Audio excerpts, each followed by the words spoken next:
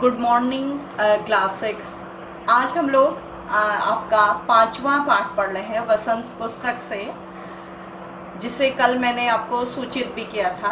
आपने थोड़ा सा पढ़ा होगा या शब्द अर्थ देखे होंगे।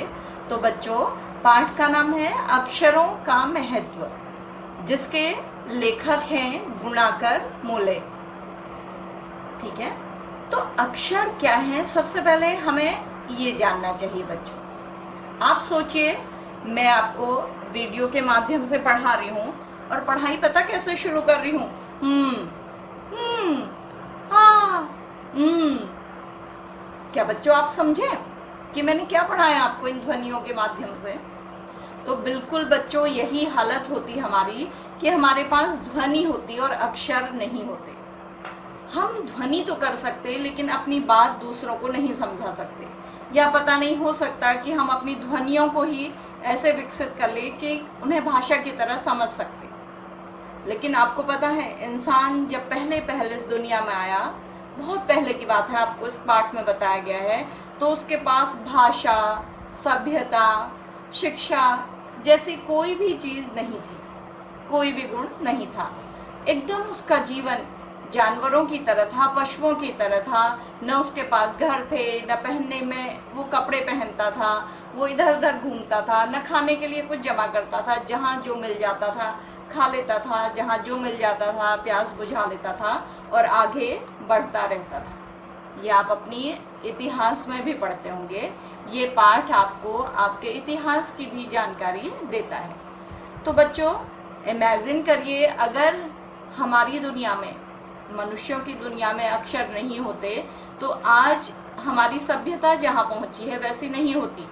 हमारे पास पुस्तकें नहीं होती, हमारे पास साइंस और टेक्नोलॉजी नहीं होती, कुछ भी नहीं होता।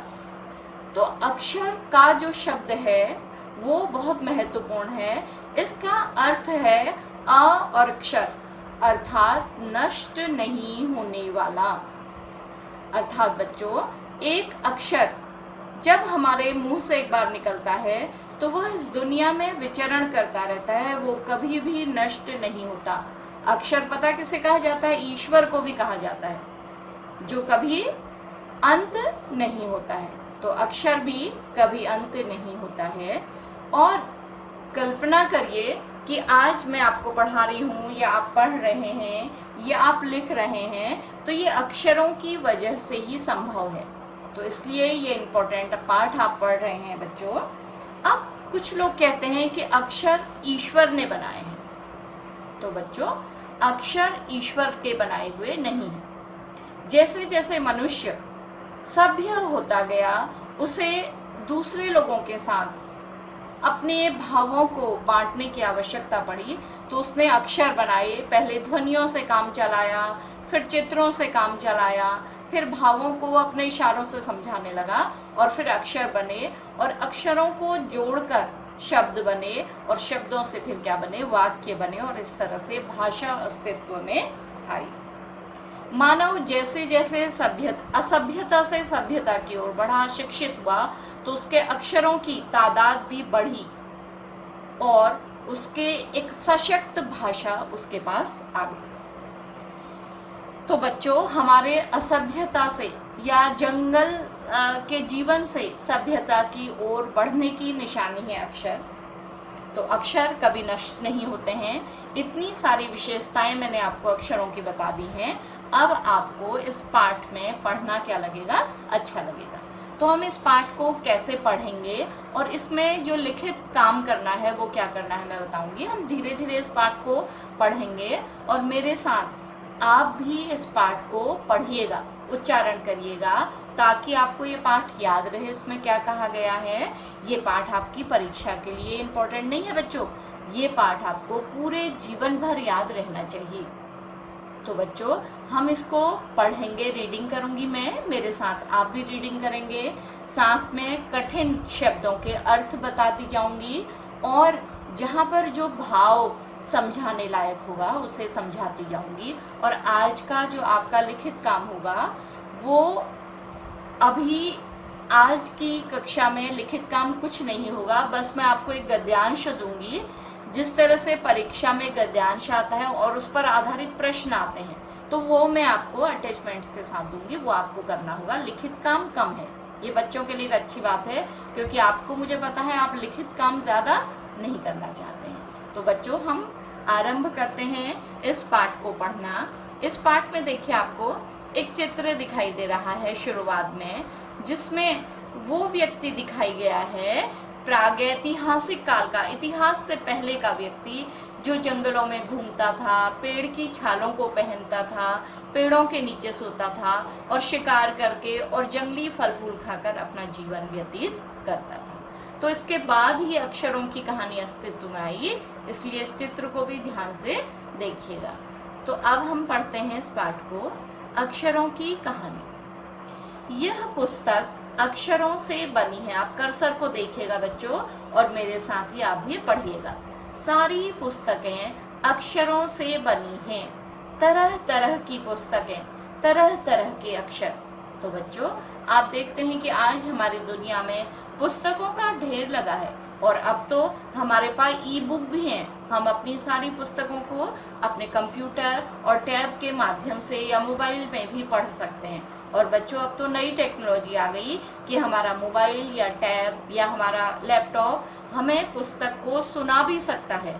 अगर हम आराम से लेटे हैं या बैठे हैं, कहीं पर आराम कर रहे हैं या कहीं यात्रा कर रहे हैं, तो हमारा टैब या हमारा मोबाइल हमें पुस्तक को पूरा सुना भी सकता है। तो ठीक है बच्चों, तो ये अक्षरों की वजह से ही संभव हुआ है। तो सारी पुस्तकें किससे बनी होती हैं? अक्षरों से बनी होती हैं, और अक्षर तरह तरह के होते हैं, क्योंकि दुनिया में बहुत सारी भाषाएं हैं, उनको लिखने के संकेत अलग अलग हैं, और इसलिए अक्षर भी अलग अलग हैं। आप देखते हैं, आप अंग्रेजी लिखते हैं तो अलग तरह के अक्षर लिखते हैं, हिंदी लिखते हैं तो अलग तरह के अक्षर लिखते हैं, आप बांग्ला लिखेंगे तो अलग तरह के अक्षर लिखेंगे।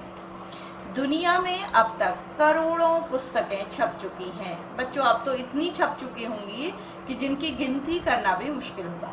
हजारों पुस्तकें रोज छपती हैं, तरह तरह के अक्षरों में, हजारों की तादाद में रोज ही समाचार पत्र। आप देखते हैं कि पुस्तकों के अतिरिक्त जो समाचार पत्र होते हैं, उनमें भी अक्षरों का महत्व होता है, क्योंकि उनमें भी हम जो समाचार पत्र पढ़ते हैं, उसमें भाषा के माध्यम से भी उसे प्रिंट किया जाता है, और उसमें भी क्या होते हैं? अक्षर होते हैं। तो बच्चों, हम आगे बढ़ते हैं।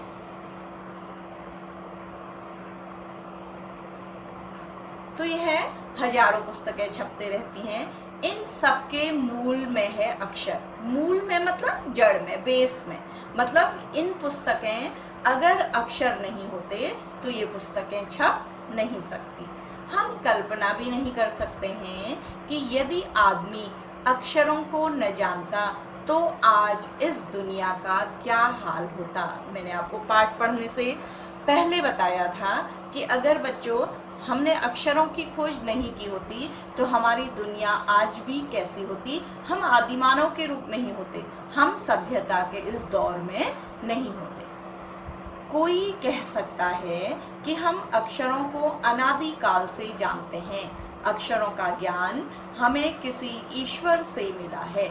कुछ लोग कहते हैं कि अक्षर हम जब से मानव अस्तित्व में आया, अनादिकाल, अनादिकाल मतलब जिसका आरंभ हमें पता ही नहीं है, तब से हम अक्षर जानते हैं। लेकिन लेखक कहते हैं कि ऐसा नहीं है। और कुछ लोग कहते हैं कि अक्षरों का ज्ञान हमें किससे मिला है? ईश्वर से मिला है। तो पुराने जमाने के लोग सचमुच ही सोचते थे कि अक्षरों की खोज ईश्वर ने की है। बेटा, पहले से लोग आपस में बातें करते थे कि अक्षरों को और भाषा को ईश्वर ने हमें खोजकर प्रदान किया है। पर आज हम जानते हैं कि अक्षरों की खोज किसी ईश्वर ने नहीं बल्कि स्वयं आदमी ने की है। लेकिन आज वैज्ञानिकों ने खोज करके, इतिहासकारों ने खोज करके पता लगा लिया है कि अक्षरों की खोज ईश्वर ने नहीं की बल्कि आदमी ने अपनी सभ्यता के साथ साथ स्वयं ही की। अब तो हम यह भी जानते हैं कि किन अक्षरों की खोज किस देश में किस समय हुई। तो बच्चों, जिन्होंने खोज की, पढ़ाई की, शोध किया, रिसर्च की, उन्होंने अब ये भी पता लगा लिया है कि कौन कौन से अक्षर इतिहास में कब बने और किस देश में वो बने या उनका निर्माण हुआ। तो अब ये पता लगाना आसान हो गया है। यहाँ आपको फिर आदि मानव की कुछ आकृतियां दिखाई गई हैं जो शिकार करते हुए दिखाए गए हैं, और नीचे लिखा भी गया है चित्र के शिकार का दृश्य मध्य भारत। तो बच्चों हम आगे बढ़ते हैं। हमारी यह धरती लगभग 5 अरब साल पुरानी है। बच्चों हमारी धरती कितनी पुरानी है? 5 अरब साल। इसको कैलकुलेट करिएगा, आप मैथ्स पढ़ते हैं ना, 5 अरब कितना होता है, उसमें कितने लाख होते हैं, क्या होता है, आप इसको 0 लगाकर कैलकुलेट करिएगा, ठीक है। 2-3 अरब साल तक इस धरती पर किसी प्रकार के जीव जंतु नहीं थे। तो पहले धरती पर जीव जंतु भी नहीं रहते थे। धरती गर्म थी बेटा, आप लोग जानते हैं कि यहाँ किसी इंसान के या किसी जीव के रहने का कोई वातावरण नहीं था। फिर करोड़ों साल तक केवल जानवर और वनस्पतियों का ही इस धरती पर राज्य रहा। उसके बाद जब धरती थोड़ा ठंडी हुई तो कुछ जानवर आए पैदा हुए और कुछ वनस्पतियां यानी कि पेड़ पौधे पैदा हुए, ठीक है। तो इंसान उन सब के बाद आया बच्चों, इंसान पहले नहीं आया। कभी कभी हमें लग सकता है कि इंसान पहले आया, तो इंसान पहले नहीं आया।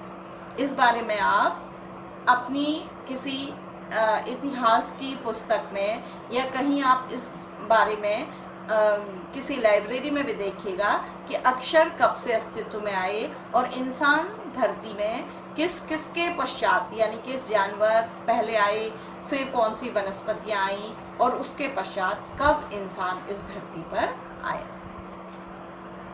तो ये भी बेटा मध्य अमेरिका के किन्हीं आदिवासियों के दृश्यों को यहाँ पर चित्रों में दिखाया गया है। तूफान के देवता को दिखाया गया है जो आकाश को घेरता है और विभिन्न प्रकार के वाद्य यंत्र दिखाए गए हैं। तो बच्चों फिर लिखा गया है, आदमी ने इस धरती पर कोई 5 लाख साल पहले जन्म लिया, धीरे धीरे उसका विकास हुआ। पहले आदमी 5 लाख साल पहले जन्म लिया इंसान ने और धीरे धीरे वो विकास की ओर बढ़ा। पहले वो मैंने आपको बताया कि पशु के समान, जानवर के समान जीवन जीता था और धीरे धीरे वह विकास की ओर बढ़ा, मतलब सभ्यता की ओर बढ़ा, सिविलाइजेशन की ओर बढ़ा, ठीक है। अगले पैराग्राफ में आइए। कोई 10,000 साल पहले आदमी ने गांवों को बसाना शुरू किया, मतलब 10,000 साल से पहले व्यक्ति इधर उधर घूमता रहता था, उसका कोई एक ठिकाना नहीं होता था, ठीक है। वह खेती करने लगा। पहले वो जंगल में उपलब्ध जो भी वनस्पति जानवर मिलता था उससे भोजन कर लेता था। अब वो धीरे धीरे गांवों के पश्चात क्या करने लगा, खेती भी करने लगा। वह पत्थरों के औजारों का निर्माण इस्तेमाल करता था। खेती करने के लिए, गांव बसाने के लिए वो पत्थरों के नुकीले और अनेक तरह के औजार बनाता था। ये भी आपने इतिहास में पढ़ा होगा। फिर उसने तांबे और कांसे के औजार बनाए। धीरे धीरे बच्चों वो आगे बढ़ा अपनी सभ्यता की ओर। उसने तांबा एक तरह की धातु है और कांसा भी एक तरह की धातु है, तो इनसे कांसे को बनाया जाता है तांबा और पीतल को मिलाकर। तो इसके भी औजार उसने बनाने शुरू किए। ये सब उसको कहाँ मिला बच्चों, धरती के गर्भ में। धरती में ये सब चीजें होती हैं, पहले कच्चे ओर्स के रूप में और फिर उनको व्यक्ति शोधित करके स्वच्छ करके क्या बना लेता है, धातु बना लेता है। तो उसने पहले पत्थरों के औजार बनाए और फिर उसने धातु के औजार बनाने भी, मेटल के औजार बनाने भी आरंभ किए। अगला शब्द है प्राग ऐतिहासिक। 2 शब्दों से मिलकर बना है। इसका मतलब होता है बच्चों ध्यान दीजिएगा, इतिहास से पहले, प्री हिस्टोरिक, ठीक है। इतिहास मतलब इतिहास से पहले की बात क्या है, इतिहास कहाँ से है, जहाँ से हमको मनुष्य के प्रगति के बारे में या दुनिया के बारे में लिखा हुआ मिलता है। उससे पहले काल को, जिसके बारे में हम कुछ नहीं जानते हैं, केवल अनुमान लगाते हैं, उसे कहते हैं प्राग ऐतिहासिक काल। तो प्राग ऐतिहासिक मानव ने सबसे पहले चित्रों के जरिए अपने भाव व्यक्त किए। तो जब से इतिहास लिखा जाने लगा तब तक तो हमें सब उपलब्ध होता है, तो उससे पहले आदमी ने अपने भाव कैसे अभिव्यक्ति किए, कुछ चित्र बनाए उसने, जिससे वो अपने भावों को आगे बढ़ा सके या किसी दूसरे व्यक्ति को दे सके। फिर जैसे पशुओं, पक्षियों, आदमियों के चित्र, पहले उसने चित्र बनाए। इन चित्र संकेतों से बाद में भाव संकेत अस्तित्व में आए। जैसे सबसे पहले उसने चित्र बनाकर वो अपने भावों को प्रदर्शित करता था।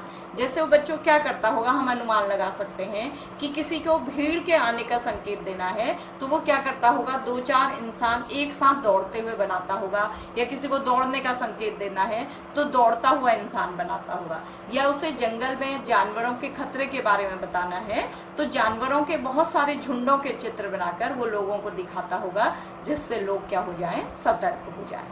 और उसके पश्चात उसने क्या किया, भाव संकेत बनाए। पहले जानवरों के चित्र बनाए, फिर भाव संकेत बनाए। जैसे एक छोटा सा गोला बनाया, एक छोटे वृत्त के चहुं ओर, वृत्त माने गोला, सर्कल, चहुं ओर, चारों ओर किरणों की द्योतक रेखाएं खींचने पर, मतलब किरण की तरह रेखाएं खींचने पर वो सूर्य का चित्र बनता था। मान लो उसे सूर्य की बात किसी को बतानी है या सूर्य के बारे में बताना है तो वो क्या करेगा बच्चों, एक गोला बनाएगा और उसके चारों तरफ क्या कर देगा, रेखाएं खींच देगा। ये बचपन में आप लोगों ने भी ड्राइंग में जब आप सीनरी बनाते होंगे तो ऐसे ही सूरज बनाया होगा बच्चों, एक गोला खींचा होगा और उसके चारों तरफ क्या बना दी होंगी, रेखाएं, एक छोटी रेखा, एक बड़ी रेखा। तो इस तरह से हम समझ जाते हैं कि वो क्या है, सूर्य है। तो पहले भी लोग अपनी बातों को ऐसे ही समझाते थे। और चंद्रमा के लिए उसको क्या करना होगा बताइए, कोई आधे आकार का बिना किरणों वाला भी या बिना रेखाओं वाला आकार बनाना होता होगा। तारों के लिए वो छोटे छोटे स्टार से बनाता होगा, तो इससे वो अपनी क्या करता होगा, अपनी भाषा को दूसरों तक भेजता होगा। बाद में यही चित्र ताप या धूप का द्योतक बन गया। बाद में सूरज के चारों ओर अगर रेखाएं खींच दी तो इसका मतलब क्या है, धूप निकल गई है। अगर सूरज के ओर लाली, चारों ओर लाली है और किरणें नहीं हैं तो क्या है, सूरज डूबने के लिए तैयार है। और सुबह के सूरज में भी किरणें नहीं दिखाएगा इंसान, क्या दिखाएगा उसको, ऑरेंज कलर कर देगा उसमें। तो इस तरह से सुबह और शाम का संकेत करता होगा मनुष्य। इस तरह अनेक भाव संकेत अस्तित्व में आए। इस तरह से मनुष्य अपने अनेक संकेतों से अपनी बात को एक दूसरे से कहने लगा, मतलब वो सभ्यता की ओर बढ़ने लगा। तब जाकर काफी बाद में आदमी ने अक्षरों की खोज की, और उसके बाद बच्चों जब आदमी कुछ और सभ्य हुआ तो उसके मस्तिष्क में अक्षरों की कल्पना आई होगी। आपको पता है बच्चों, पहले जो भी खोज होती है साइंस में या किसी भी विषय में, तो पहले व्यक्ति उस चीज़ की क्या करता है, कल्पना करता है। जैसे याद करिए, राइट ब्रदर्स ने पहले पक्षियों को देखकर कल्पना की कि काश वो भी उड़ सकते। फिर उन्हें लगा कि हाँ, शायद वो कुछ इस दिशा में कोशिश कर सकते हैं कि वो पक्षियों की तरह उड़ सकते हैं। तो सबसे पहले उन्होंने कल्पना की, फिर उस दिशा में कोशिश की। तो ऐसे ही आदमी ने भी अक्षरों के अस्तित्व को अपने दिमाग में सोचा होगा, उनकी कल्पना की होगी और फिर धीरे धीरे उनकी खोज की होगी। और ऐसा नहीं है कि वो एक ही बार में सफल हो गया होगा, वो कई बार असफल हुआ होगा, कई बार परेशान हुआ होगा, कई बार थका होगा, और फिर जाकर अंत में अक्षरों की खोज हुई होगी। और वो भी बच्चों आज अक्षर जैसे हैं वैसी खोज नहीं हुई होगी, वो आड़े तिरछे कुछ उल्टे इस तरह के अक्षरों की खोज हुई होगी, जिनको व्यक्ति ने धीरे धीरे क्या होगा, सुधारा होगा। अक्षरों की खोज के सिलसिले को शुरू हुए मुश्किल से 6000 साल हुए हैं। अभी हमने देखा था कि हमारी दुनिया बहुत पुरानी है, उसमें जानवर अस्तित्व में आए बहुत पहले, वनस्पतियाँ आई और मनुष्य भी बहुत पहले आ गया था। लेकिन अक्षरों की खोज को केवल 6000 साल ही हुए हैं, केवल 6000 साल। मतलब अक्षरों को अस्तित्व में आए हुए या अक्षरों को आरंभ हुए बहुत साल नहीं हुए हैं। तो बच्चों इस तरह से ये पाठ का हमने एक एक शब्द करके पढ़ा, कठिन शब्दों का अर्थ बताया और आपको ये भी बताया कि कैसे इंसान ने धीरे धीरे अक्षरों की खोज की। और आज आपको जो आप देख रहे हैं बच्चों, आज मैं आपको कुछ काम दूंगी कि आपको ये वाला जो आपका पैराग्राफ है बड़ा सा, प्रागैतिहासिक से लेकर अस्तित्व में आए तक, इसको आपको पहले अपनी कॉपी में लिखना होगा, इस पैराग्राफ को, और फिर इस पर आधारित मैं छोटे छोटे क्वेश्चन दूंगी जिनका आपको उत्तर लिखना होगा। आज आपके पास इतना ही काम है। पहले आपको क्या करना होगा, यहाँ से प्राग ऐतिहासिक से आपको दिखाई दे रहा होगा, यहाँ तक अस्तित्व में आए तक, देखिए कर्सर जा रहा है जहाँ तक, इस पैराग्राफ को आपको अपनी कक्षा के इसी भाग से उतार लेना है, कॉपी कर लेना है कॉपी में। फिर मैं इसके क्वेश्चन बना के आपको भेजूंगी और आपको उसके उत्तर लिखने होंगे। क्वेश्चन कैसे होंगे बच्चों कि पहले जैसे होगा, मान लीजिए पहला क्वेश्चन होगा कि प्रागैतिहासिक मानव ने सबसे पहले अपने भाव कैसे अभिव्यक्त किए। तो आप लिखेंगे कैसे अभिव्यक्त किए, चित्रों के माध्यम से, ठीक है। और फिर हम लिखेंगे कि प्रागैतिहासिक मानव ने पशुओं, पक्षियों और आदमियों के चित्रों से क्या प्रदर्शित किया। क्या प्रदर्शित किया बच्चों, अपने भावों को। और फिर तीसरा क्वेश्चन हो सकता है कि चित्र संकेत कब बने। तो आप लिखेंगे कि जब मानव अपनी बात दूसरे व्यक्ति को पहुंचाना चाहता था तो उसने चित्र संकेतों का इस्तेमाल किया। और फिर उसके बाद भाव संकेत के लिए वह क्या प्रयोग करता था। क्या करता था कि अपनी रेखाओं से कुछ चित्र बनाता था, जैसे सूरज का चित्र, एक गोला बनाएगा और चारों तरफ से रेखाएं बनाकर प्रदर्शित कर देगा कि यह सूर्य है। तो इस तरह के मैं आपको आज क्वेश्चन दूंगी, 5 क्वेश्चन दूंगी इस पैराग्राफ से, जिसके छोटे छोटे आंसर आपको लिखने होंगे। तो बच्चों, आज की कक्षा हम यहीं पर समाप्त करते हैं। हम अगली कक्षा में इस पाठ का बचा हुआ भाग लेकर उसको पढ़ाएंगे और आगे बढ़ेंगे। तब तक आप इसको एक बार और पढ़िएगा।